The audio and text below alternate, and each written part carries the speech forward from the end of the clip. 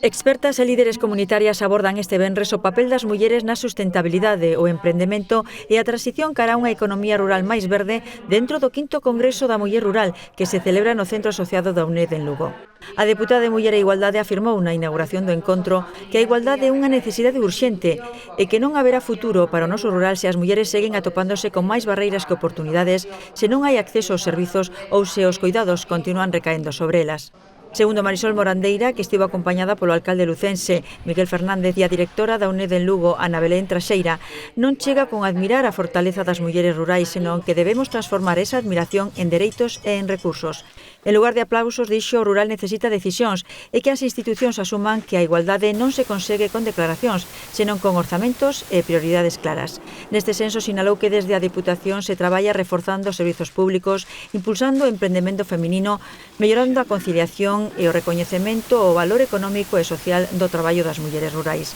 Este 5º Congreso está organizado por Turrepueblas, a Asociación Española Multisectorial de Microempresas, a Embaixada do Reino dos Países Baixos en España e a UNED de Lugo.